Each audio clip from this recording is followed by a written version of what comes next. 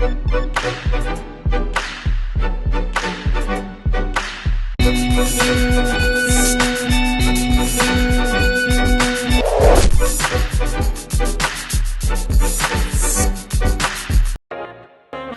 bienvenidos una vez más a Desde Abajo TV, la otra posición para ver. En esta ocasión les proponemos abordar el tema de ley de medios y para eso, pues muchas gracias Rodrigo por venir, Rodrigo Acosta que... Gracias por la invitación. No, pues a ti por el tiempo y pues comenzaría pues preguntándote ¿por qué una ley de medios? ¿Cuáles son las necesidades básicas de promover esta ley de medios? Bueno, en Colombia existe una gran concentración vía oligopolios de medios de comunicación de los cuales son propietarios el sector privado, el empresariado, tanto financiero, dueños de fondos de pensiones, banca e industria. Y esa concentración lleva a que en Colombia exista prácticamente una sola voz, una sola visión del mundo, en donde no se refleja ni las comunidades en sus territorios, ni las expectativas. Por ejemplo, no se puede observar qué quieren los campesinos, o qué quieren los estudiantes, o quieren las comunidades culturales, ¿verdad? Y usted observa que incluso desde la misma figura de quienes presentan los programas, tú no ves un indígena de presentador en noticias, o no ves un afrodescendiente, ¿verdad? Entonces se trata de buscar una ley de medios que fortalezca la comunicación comunitaria y alternativa, es decir, esos medios en todos sus formatos, de radio, prensa, televisión, portales de información y noticias, y para ello pues se requiere tomar algunas decisiones por parte del Estado colombiano. Sin duda uno de los principales quienes se oponen a esta ley de medios son los mismos medios de comunicación que la han llamado como ley mordaza. Digamos que los medios masivos van a tener y ya tienen una clara competencia, y es que los medios alternativos han venido creciendo, más el uso de las redes sociales. Incluso los medios comerciales están intentando acaparar ahora las redes sociales.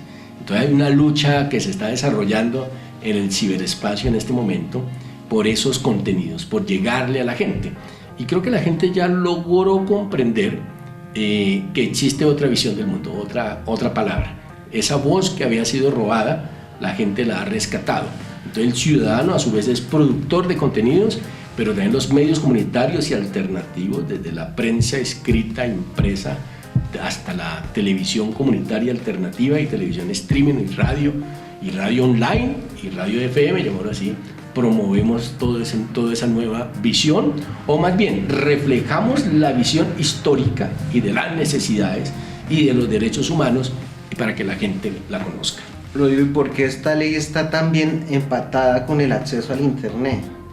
Bueno, muy interesante eso. El objetivo entonces del proyecto de ley son tres los objetivos. El primero, el fortalecimiento de la comunicación comunitaria alternativa. El segundo, la accesibilidad a internet.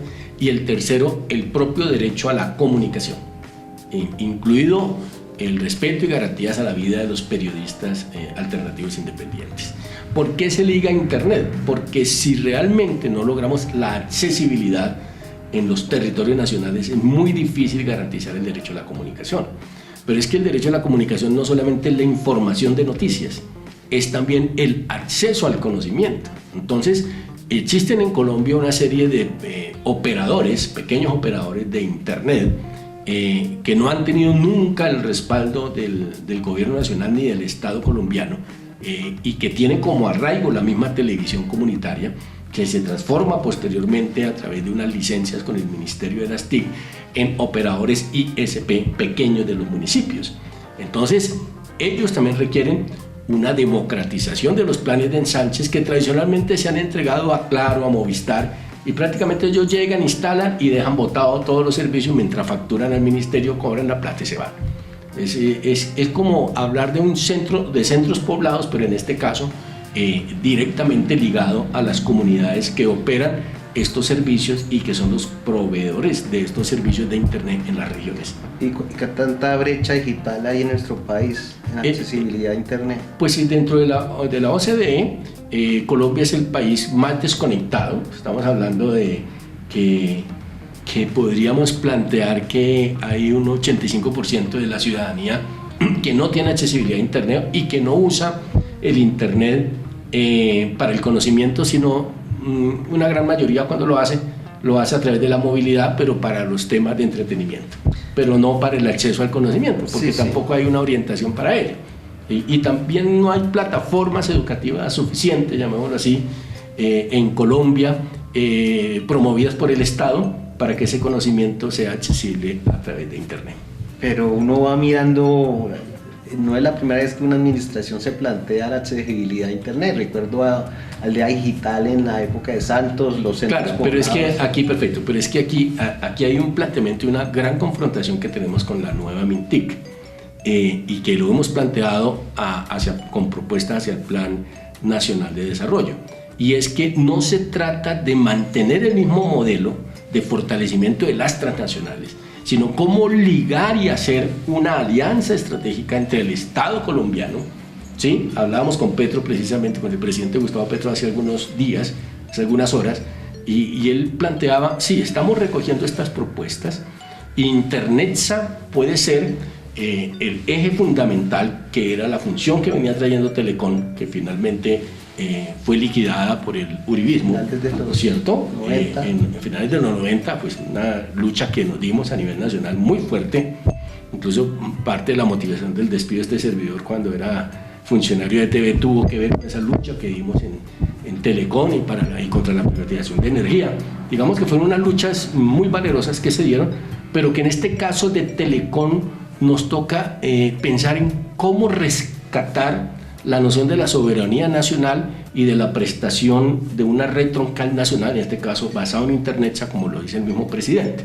Pero también, recogiendo las palabras que planteó el presidente hace poco, en una reunión que tuvimos con directores de medios nacionales de todo tipo, incluidos los medios internacionales, él planteó que estaban examinando con Chile y con México elevar el satélite geoestacionario. Y al respecto quiero recordar que hemos propuesto desde la Central de Comunicación Comunitaria, en cabeza de este presidente de la Central, elevar el satélite Simón Bolívar Colombia 1, satélite geoestacionario, y crear la Agencia Nacional Satelital. Creo que son deudas históricas que tiene Colombia, porque todos los países prácticamente en la región pues, tienen un satélite, lo tiene Venezuela, lo tiene Ecuador, lo tiene Bolivia, ni qué decir México, Brasil. Pero Colombia lo que ha hecho simplemente es que estos funcionarios del ministerio, ¿no es cierto?, no les interesa elevar el satélite, sino simplemente sacar platica y entregárselo a los propietarios de esos satélites internacionales que proveen a altos costos los servicios satelitales, tanto para el tema meteorológico como para los temas de cartografía, absolutamente para todo. Entonces es muy necesario, y hablando de esa accesibilidad, el satélite ayudaría, contribuiría a ese proceso de integración nacional. Para la opinión pública, esa ley de medios, ¿qué en concreto significa? ¿Pauta, licencias? ¿Qué significa? Para la gente del común significa lo siguiente. Primero, no es justo que los impuestos que paga usted, ciudadano, que pago yo, que paga usted, ¿no es cierto?, vayan a parar a mano de las transnacionales que son propietarias de RCN, Caracol y otras. Porque esos no son medios nacionales. Ellos eso circulan sobre las frecuencias de orden nacional, pero no son medios ya nacionales, son medios de transnacionales. Entonces mis impuestos van a parar a ellos.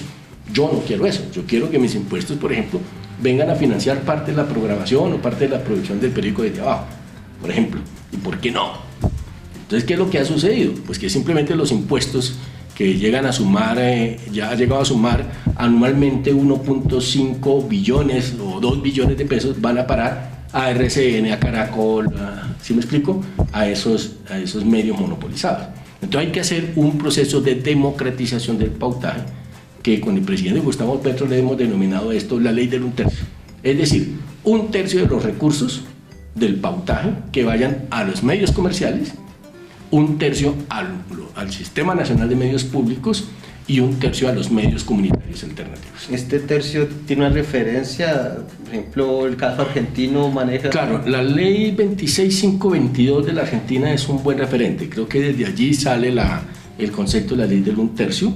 Y allí prácticamente esos avances es 1/3, mira, 1/3 de pantalla de televisión, 1/3 de pautaje, 1/3 de frecuencias, pero también 1/3, llamémoslo así, de licencias en orden regional. En eso, esta propuesta del proyecto de ley de medios en Colombia propone, primero, no quitarle ninguna licencia a los medios comerciales. ¿Sí? Por eso es desacertado de Vicky Dávila y cualquier otro periodista que esté planteando que es una ley mordaza y que le van a quitar frecuencias. No, carreta. No, aquí lo que se propone es utilizar nuevas tecnologías, ¿no es cierto? Multiplexar y hacer uso adecuado de las frecuencias, ¿no es cierto? Y eliminar esas asimetrías regulatorias que se impusieron contra la televisión comunitaria, contra la radio comunitaria y contra todo tipo de medio comunitario. Hablo de una.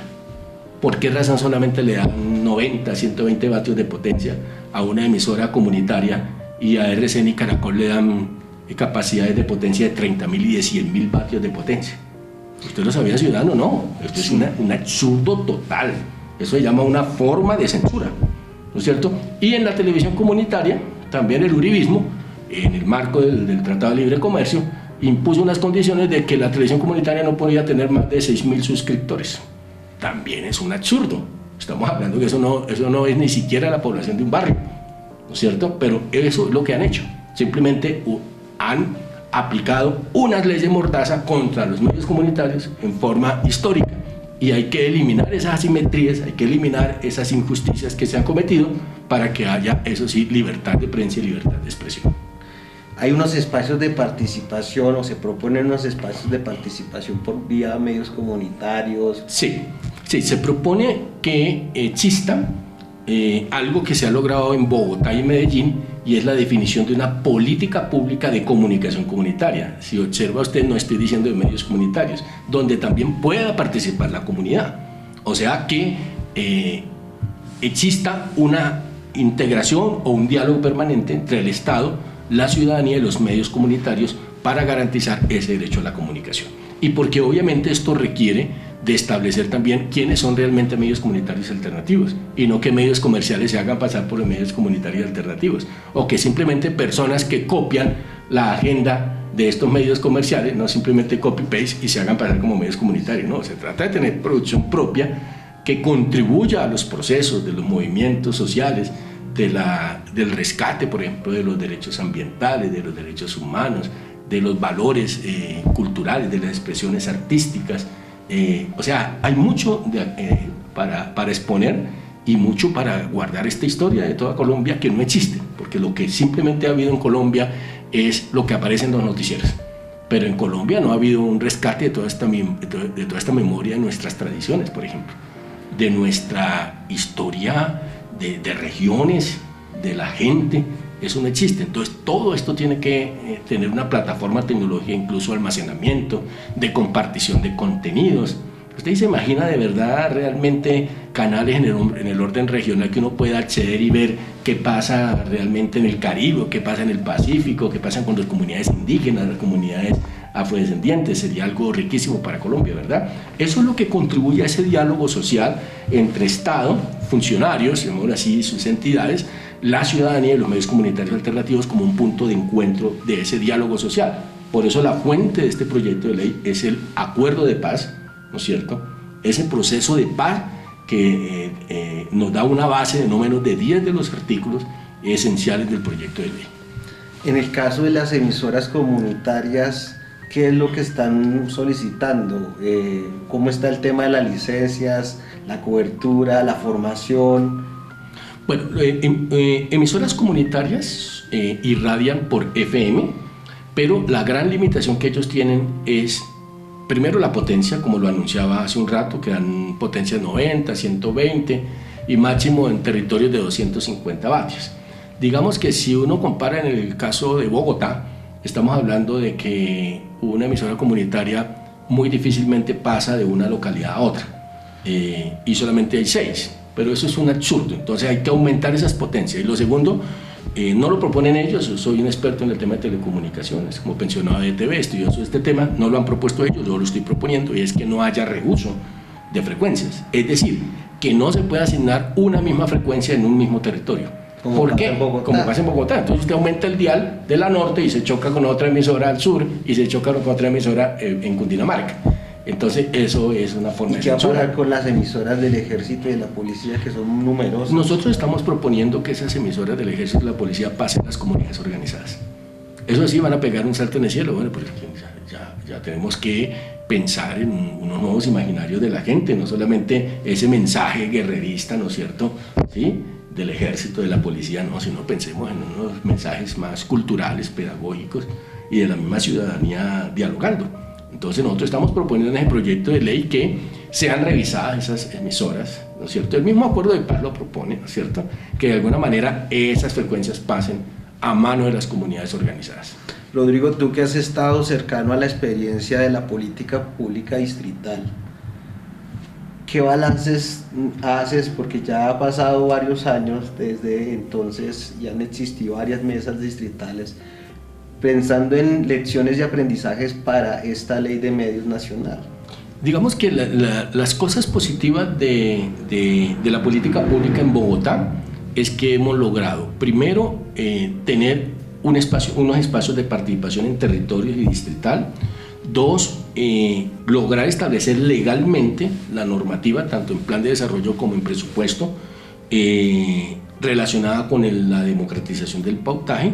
Y tres, el tema del financiamiento cultural a través de becas y premios a medios comunitarios. Es decir, nosotros ya logramos que se identificara en Bogotá, en este gobierno de Claudia López, que los medios comunitarios somos expresión de la cultura, porque una cosa es decirlo y otra cosa es declararlo y establecerlo en normas. Entonces, por eso hoy precisamente se lanzó ese programa distrital de estímulos 2023 por la Secretaría de Cultura, integrando varias becas para medios comunitarios. Las anteriores convocatorias no estaban. En todos los años anteriores nunca había habido, solamente en este gobierno, pero porque lo logramos a través del pacto suscrito con la alcaldesa Claudia López, que lo llevamos al plan de desarrollo, pero nunca en la historia había sucedido.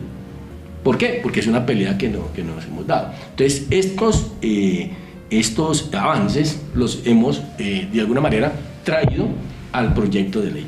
Claro, si ustedes me preguntan, ¿y se ha cumplido el tema del pautaje en Bogotá? No, en eso Claudia López no ha cumplido el pacto, la palabra empeñada no la ha cumplido, y la concentración es enorme. Estamos hablando de que durante el gobierno de Claudia López a hoy se han gastado 65.000 millones de pesos que van a parar a manos de ¿quién? De los privados. De los mismos privados, de RCN, Caracol, y juegan. O sea, muy similar a lo que pasó con el gobierno Peñalosa. Entonces, mucho discurso, pero cuando uno va a mirar las cifras, poco el cumplimiento.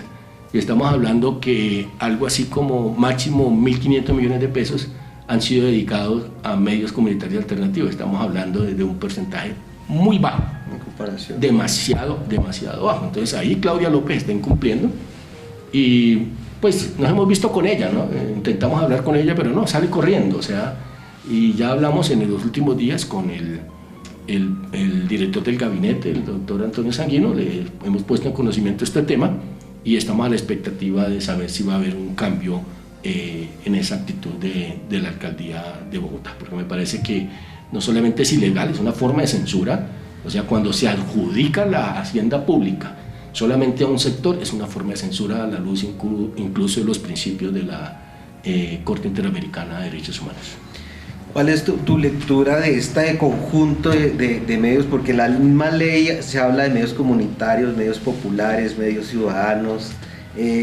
¿Cuál es la realidad de estos medios? ¿Qué tanta formación tienen? ¿Son grandes, pequeños? Digamos que la ley solamente reconoce a los medios comunitarios, alternativos y ciudadanos. ¿Qué estamos planteando en la ley, en el proyecto de ley? La definición y la integración de los diferentes tipos de medios, recogiendo desde los medios populares, los medios para el cambio social, en sus diferentes formatos que le llegan a la audiencia y en las diferentes plataformas, pero también de las poblaciones, ¿sí? Desde la población con discapacidad, medios de mujeres, pero también medios de etnias, o sea, hacer algo integral, recoger toda esa legislación que está suelta, modernizarla incluso a la luz del derecho internacional. Si tú me preguntas cómo están los medios, la verdad, ahí tenemos, vamos a decir, medios de muy alto impacto, muy alto impacto, tanto en televisión como en radio, en prensa escrita, como también hay medios muy pequeños. Entonces digamos que el llamado precisamente a que realicemos siempre desde los medios comunitarios un trabajo colaborativo, tanto desde el punto de vista de creación como desde el punto de vista de la distribución. Y ahora, sobre todo lo que ha sido el último año, ha habido un cambio en los algoritmos de distribución de contenidos a través de redes sociales, lo que lleva de alguna manera a que busquemos nuevas formas también de difusión en forma colaborativa.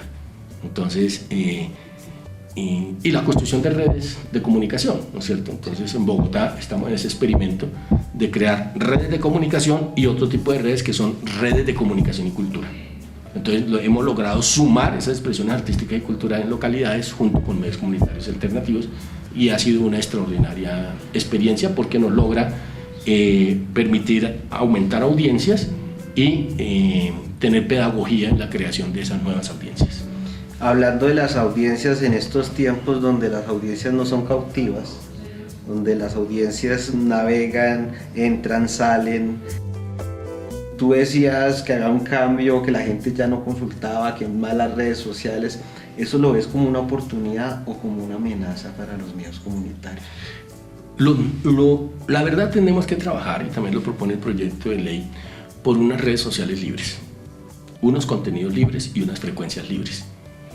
Porque las redes privativas, tales como Facebook, Twitter o YouTube, son redes que tienen unos algoritmos y unas personas allí que van maniobrando estos contenidos, orientándolos hacia ciertos enfoques.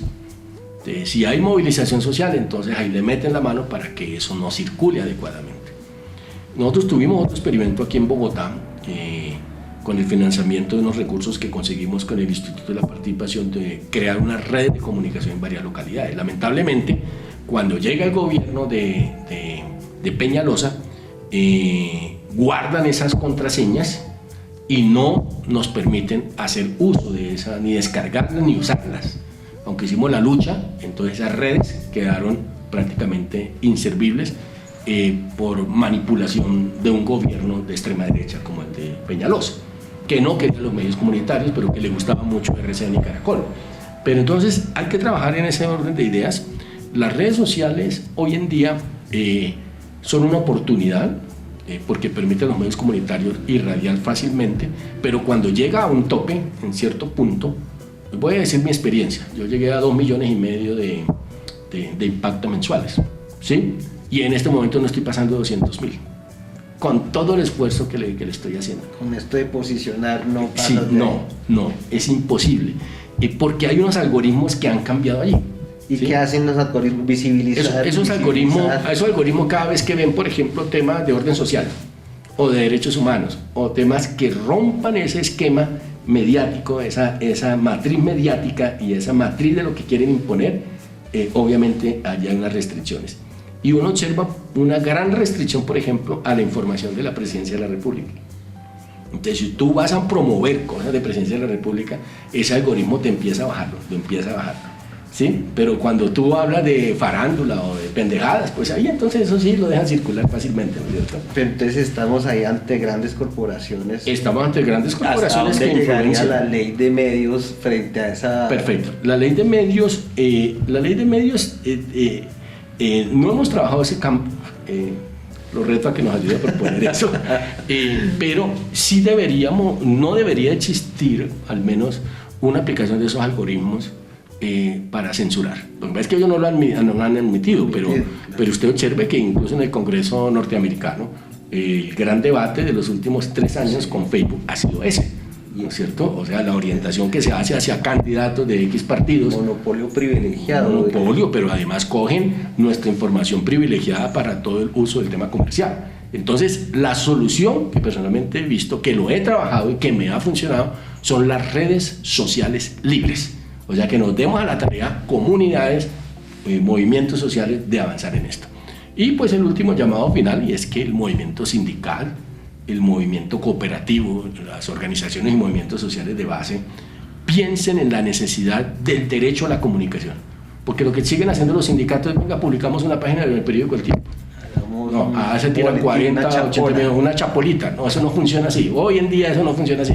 Hoy en día tenemos expertos en medios comunitarios alternativos que estamos confrontando y que hemos logrado contribuir abriendo nuestras puertas, abriendo nuestros canales en tener un presidente para el cambio. Y creo que es la oportunidad de aprovechar para que todos estos cambios, tanto de la ley de pensiones como la ley laboral, como todo lo que se está proponiendo, incluido esta ley de medios, para el fortalecimiento de la comunicación comunitaria alternativa, sea también acogida por los movimientos sociales.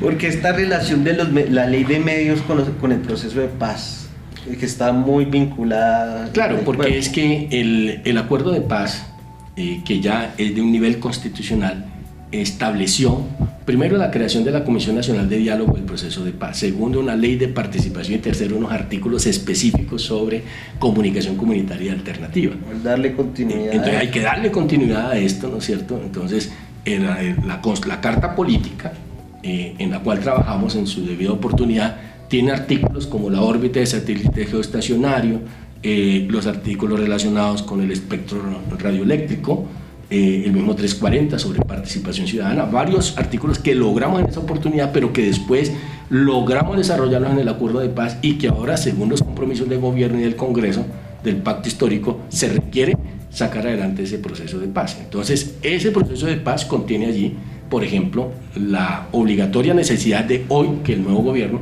convoque la Comisión Nacional de Diálogo del Proceso de Paz, y allá Gloria Cuartas, pues no solamente sería convocar la CECIBI, sino en este caso ese espacio que de alguna manera ayude a promover esta ley de medios y la ley de participación ciudadana y de garantías a la protesta social.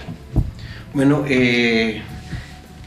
hay una parte final que habla sobre el periodismo, y en Colombia los periodistas pues han sido desde los 70 para acá cientos de profesionales asesinados. ¿Por qué vincular en una ley de medios comunitarios las condiciones del periodismo en nuestro país? No existe ley ni nadie la ha propuesto que dé unas mínimas garantías a los periodistas independientes y alternativos. Y la mayoría de ellos han sido asesinados. Estamos hablando de los últimos 13 años, más de 130 periodistas han sido en regiones y alternativos e independientes, más todo el proceso de seguimiento y varios que les ha tocado salir temporalmente, como me ha tocado a mí, o permanentemente en exilio, ¿no es cierto?, o en búsqueda de protección internacional. Entonces, allí que se buscan varias cosas. Uno, elementos de protección a la vida. Dos, todo el tema de garantías sociales, ¿no es cierto?, tanto laborales como desde el punto de vista pensional y de derecho a la vivienda, porque somos también parte de ese sector cultura desprotegido. Entonces, y otras que son garantías al acceso a la información, ¿no es cierto?, en igualdad de condiciones que otros tipos de medios, y obviamente eso conlleva un capítulo específico en el proyecto de ley de medios. Finalmente, ¿cuál sería la invitación a quienes nos ven en esta coyuntura de ley de medios? ¿Qué les propones? Bueno, pues primero que este programa del periódico Desde Abajo, el programa Desde Abajo TV, sea difundido masivamente, pedirle a la ciudadanía que contribuya en hablar con sus parlamentarios de las regiones, con los congresistas y también con el gobierno nacional, desde los ministerios, a que esta ley se haga realidad y que la radicación del próximo 16 de marzo conlleve a un debate y aprobación en el segundo semestre del año 2023. Muchas gracias, Rodrigo, por tu tiempo y a ustedes por su atención, y nos veremos en otra oportunidad.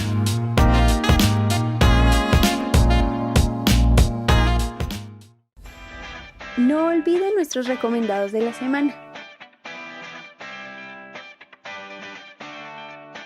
Adquiéralos en nuestra oficina física o en nuestra librería virtual, libreriadesdeabajo.com.